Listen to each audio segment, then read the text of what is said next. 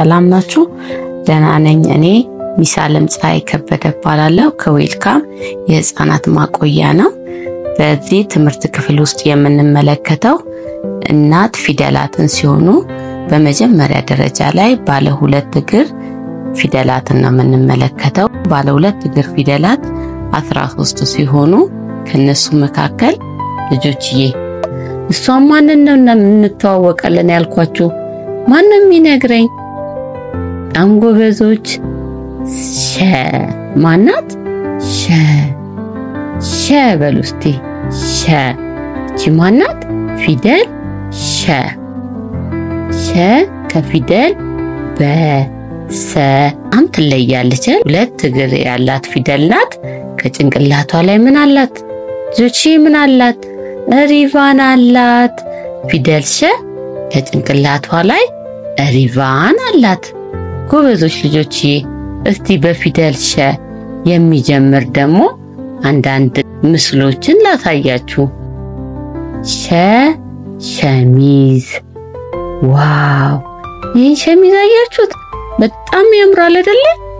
አው ሸሚዝ ለምንድን ነው የሚጠቅመው? የሚነግረኝ ማን ነው? ጎበዞች። ማን ነው ሸሚዝ ያለው? አው አባቢም ሸሚዝ አለው። እናንተም ሸሚዝ አላችሁ አይደለ? ጎበዞች። ሸሚዝ ለምንድን ነው የምንለብሰው? ሰውነታችንን እንዲሸፍንልን ከምንለብሳቸው ልብሶች መካከል ማን ነው እሱ? ሸሚዝ ነው። ማን ነው? ሸሚዝ። ጎበዞች። እስቲ ደግሞ ሌላ በሸ የሚጀምር ቃላት ማን ነው የሚነግረኝ? ሸረሪት። ሸረሪት ታውቃላችሁ? በጣም ጎበዞች። ሸረሪት በየግድግዳው ላይ በጣም ቀጫጭን ክር የሚመስል ነገር የምትሰራ ታታሪ ሰራተኛ ናት። ሸረሪት ሸረሪት። ጎበዞች ልጆችዬ።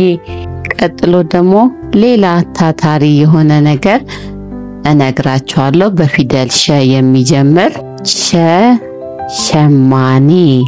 ልጆች ሸማኔ ታውቃላችሁ? ጎበዞች። ሸማኔ የአገር ባህል ልብሶችን የሚሰራ ቀሚስ፣ ጋቢ፣ የተለያዩ አልባሳትን የሚሰራ ማን ይባላል? ሸማኔ ይባላል። ጎበዞች። እናንተ በሸማኔ የተሰራ አልባሳት አላችሁ አይደለ? በጣም ጥሩ። ስለ ፊደል ሸ ተማረን አይደለ? ጎበዞች። በፊደል ሸ የሚጀምረውን በደንብ አርጋችሁ ታውቃላችሁ። ስለዚህ ለማማና ለአባባ ፊደል ሸ ስንት እግር እንዳላትና በሱ የሚጀምሩትን ምስሎች ወይንም ደግሞ ድምጾች ንገሯቸው። እሺ። በቀጣይ ሌላ ባለ ሁለት እግር ፊደል አስተዋውቃችኋለሁ። እስከዛው የተማርነውን ወደ ኋላ እያያችሁ ጠብቁኝ። እሺ። ሰላም ሁኑ ልጆች። ቻው።